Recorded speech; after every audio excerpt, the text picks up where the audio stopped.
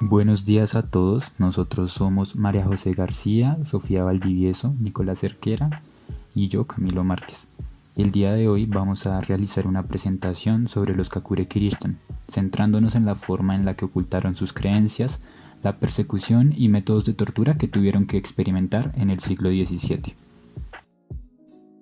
Existen tres principales razones por las cuales escogimos este tema.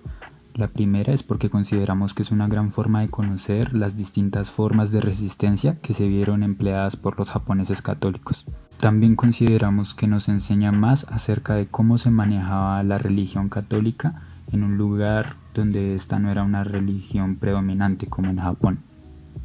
Y por último, consideramos que es una buena manera de conocer la forma en la que los humanos concebimos la tortura y el castigo. El primer objetivo de esta presentación es comprender a profundidad sobre los Kakure Kirishtan y su contexto. El segundo objetivo es aprender sobre la forma en la que estas personas lograron conservar sus creencias durante 200 años.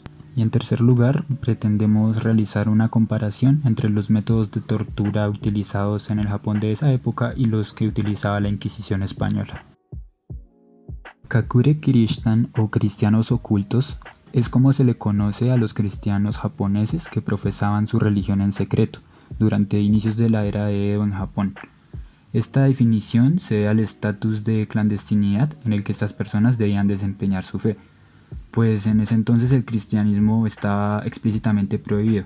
El cristianismo fue prohibido en 1614 cuando las autoridades políticas de Japón decidieron que esa religión estaba creciendo muy rápidamente y que eso representaba una amenaza para el gobierno central.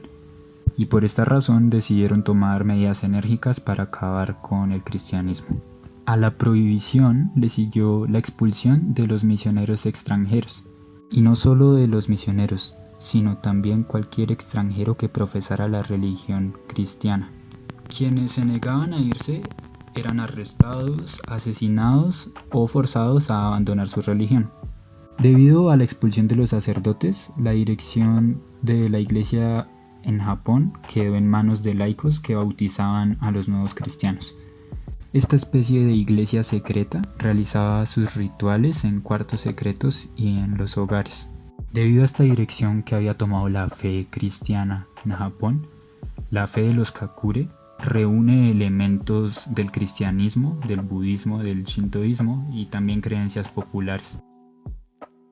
En primer lugar, queremos centrarnos en la manera en la que los Kakure Kirishtan lograron esconder sus creencias y la forma en la que recurrieron a diversas expresiones artísticas para ocultar su ideología. Es importante resaltar que muchas de estas creencias fueron influenciadas por otras religiones dominantes en Japón, como el budismo y el shintoísmo. Algunos cristianos empezaron a fingir ser laicos budistas, pero mantuvieron secretamente su fe con códigos clandestinos e ingeniosas adaptaciones. Para evitar ser identificados como cristianos, los Kakure Kirishtan incorporaron elementos japoneses a sus prácticas del día a día.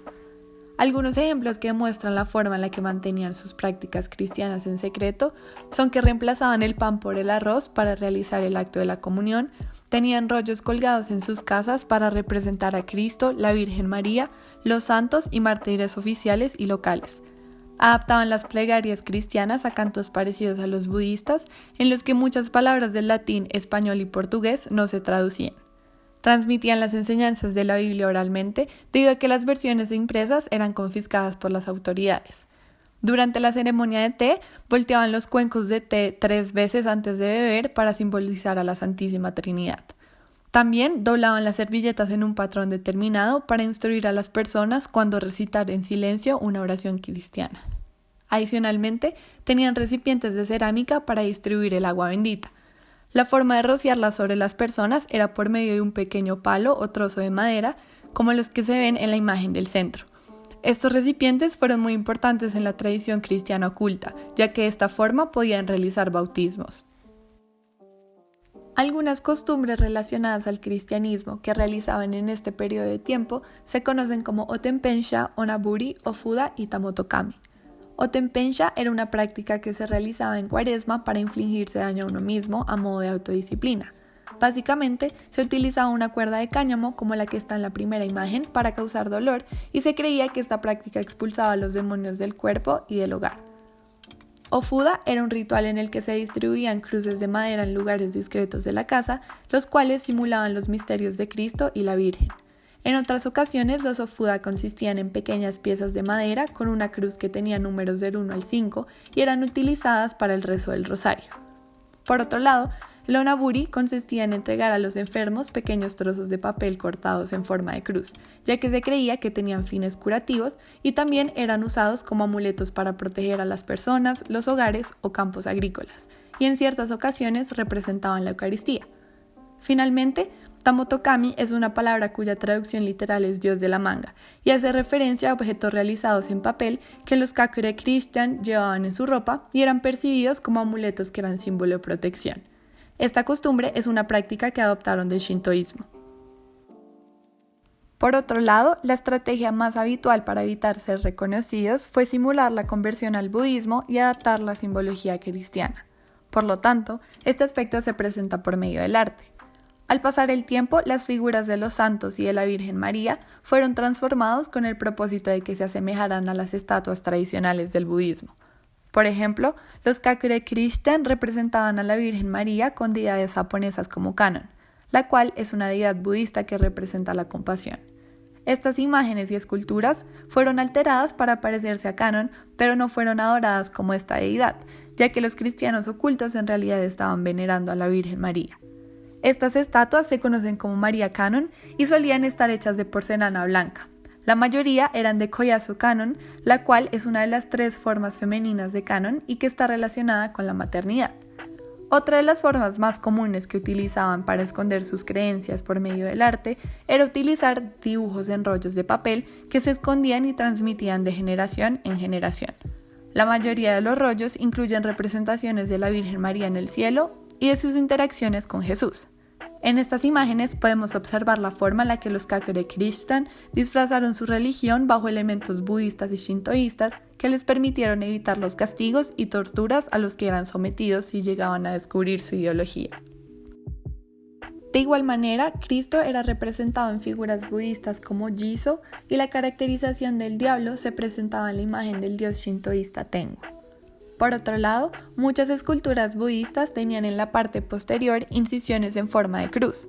Asimismo, camuflaban iconos cristianos en las pinturas y esculturas. En otras ocasiones, los Kakure Christian escondían cruces, camándulas, denarios y otros elementos de la religión cristiana en los cuerpos de las esculturas. Formas de tortura.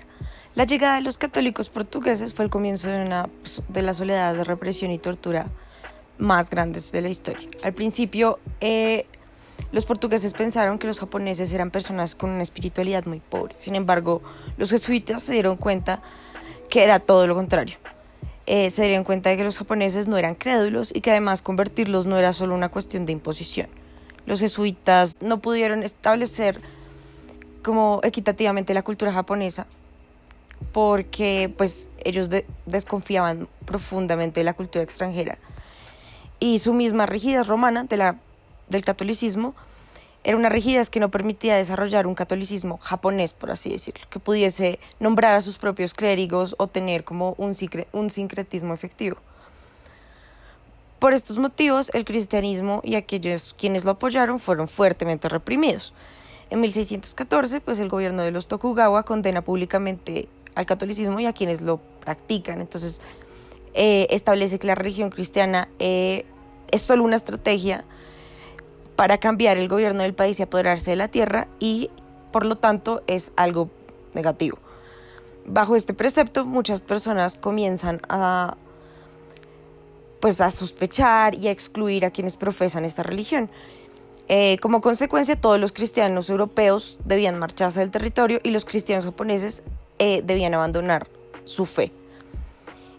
Aquello pues dio lugar a persecuciones religiosas y se aproxima que entre 1614 y 1643 más de 5.000 cristianos fueron víctimas de asesinatos judiciales.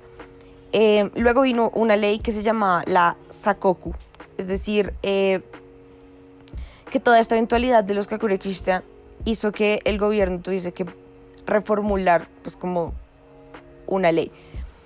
Y esta establecía que nadie podía salir ni entrar al país, lo cual pues es muy importante porque esto afecta pues no solo el comercio, sino como la forma en la que ellos se relacionaban con otras culturas, con otras personas. Entonces esta ley establecía que nadie podía salir ni entrar al país y primero tenía que ser evaluado por quien pues tendría el control absoluto, que sería el gobierno. Y esta ley estuvo vigente durante 200 años. Bueno, como consecuencia de todos estos cambios políticos y sociales, los japoneses desarrollaron como una serie de torturas especiales para reprimir a los creyentes cristianos. Pero lo interesante es que los japoneses no solo desarrollaron torturas físicas, sino también torturas netamente psicológicas. Las torturas físicas más comunes eran la crucifixión, hasta morir, meterlos en termales hirviendo o colgarlos de los pies en agujeros como llenos de excremento. También, pues en la tortura psicológica, esta consistía en renunciar a su fe públicamente. Entonces esto nos remonta a la vez que el apóstol de Jesús lo obligan a negarlo 3 veces públicamente. Y de esta manera hacerlos atentar, pues es hacerlos sentir como unos traicioneros, como atentaban directamente a la moral, y como sabemos pues esto era algo muy importante y sigue siendo muy importante en esta cultura. Bueno, aquí en esta imagen, esta es como una imagen de la escena o de pues el ritual que tenían que hacer para humillarse, ¿sí? Y también para negar a Dios, a su Dios. Entonces esperaban en una fila a que los llamaran. Cuando escuchaban su nombre tenían que dar un paso adelante, mirar como a las autoridades locales y tirar una imagen una imagen de bronce de Jesucristo y pisarla. Y esto era para ellos muy, muy diciente porque no solo como que estaban traicionándose a sí mismos, sino que también era una forma muy ingeniosa del gobierno de acabar la reproducción del cristianismo, porque en ese momento las figuras eran muy importantes. Las figuras eran una de las formas por las cuales pues, era muy fácil conocer el cristianismo. Rechazar esas figuras o rechazar estos símbolos entonces pues implicaba que estas no se siguieran reproduciendo, como que no estuvieran vivas más dentro de esa cultura. Una tortura física muy común era una que se le conoce como tsurushi, y consistía básicamente en colgar los pies al torturado y una de las manos estaba sujetada a una cuerda mientras la otra seguía libre, como colgando. Se dice que era una técnica insoportable y que el cuerpo además era introducido pues, a un agujero lleno de excrementos, y a los torturados normalmente les hacía como un corte en la cabeza, específicamente en la frente, para que la presión sanguínea disminuyera en el área de la cabeza y la presión fuera terrible. Una víctima muy famosa de esta técnica fue como el primer mártir filipino canonizado por la iglesia, que se le llamaba San Lorenzo Ruiz. El tsurushi era como uno de las torturas más famosas de esta época. La Inquisición empezó en Europa alrededor del siglo XIII y XIV con la Cruzada Albigense decretada por el Papa Inocencio III. Esta Inquisición y Cruzada se iniciaron para combatir a los cátaros, que es una mezcla entre la religión cristiana y el maniqueísmo, teniendo como creencia principal la dualidad bien y mal con la representación Dios-Satanás. En la península ibérica, durante el siglo XIV y XV, había una relativa paz entre las religiones musulmana, judía y cristiana. Sin embargo, debido al malestar social y económico vivido en el siglo XIV, empezó a haber varias matanzas de judíos en ciudades españolas, entre ellas las de Sevilla y Barcelona. Como resultado, varios judíos, para escapar dicha persecución, decidieron convertirse al cristianismo. Sin embargo, los reyes y la Iglesia Católica en España, sospechando que dichas conversiones no eran sinceras, entonces, por la bula Exigit Sinceras Devotionis Affectus de 1478, decidieron entonces instaurar la Santa Inquisición para verificar si dichos conversos eran sinceros o no lo eran. El primer auto de fe o juicio de la Inquisición católica se celebró en Sevilla en 1481, donde 6 personas fueron ejecutadas en la hoguera. Con la designación del fray Tomás de Torquemada en 1483, se logró crear como tal y la Santa Inquisición con el Inquisidor General y centralizar aún más el poder de la Inquisición en la península ibérica. Sin embargo, aún al día de hoy hay varias inexactitudes y errores en el imaginario colectivo del mundo sobre la Santa Inquisición. Entre ellos es el propósito de esta. La Inquisición no era utilizada completamente para perseguir a miembros de otras religiones. La Santa Inquisición existía incluso en las colonias de América con el propósito de asegurarse que la conversión de las personas al cristianismo o al catolicismo fuera de manera sincera y no se cometieran herejías. Por lo tanto, la Santa Inquisición no participó o no tuvo un rol activo en la persecución de las religiones nativas de América o incluso en otras religiones como la musulmana y la judía. Otro error que se entiende es el número de ejecuciones que se le atribuyen a la Santa Inquisición. Si bien este valor normalmente en el imaginario colectivo puede rondar los 100.000 o incluso los millones de personas, la verdad es que gracias a los escrupulosos escritos que guardaban en esa época precisamente los inquisidores, se sabe que en todo el siglo XVI y XVII solo se llegaron a ejecutar 200 personas, de un total de casos de 500.000. Adicionalmente, por dichos escritos, se saben de ciertas normas y garantías legales que tenían los acusados, entre ellos, la tortura y las confesiones obtenidas por tortura no eran legales ni válidas sin testimonios que los corroboraran de personas que no fueran torturadas.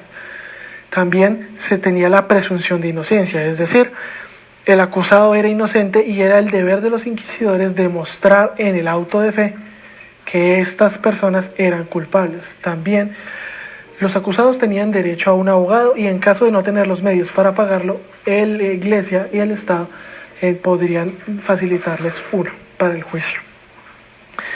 Aunque se utilizaron bastantes métodos de tortura, estos no superaban una duración de 30 minutos y siempre tenían un doctor a la mano para que éste se asegurara de que la tortura no fuera a ejercer traumas o lesiones permanentes en el acusado que pudieran restringirlo de futuras labores en el futuro. Entre los varios elementos y herramientas de tortura que se utilizaron o que fueron utilizados por la Santa Inquisición está el potro y la cuna de Judas.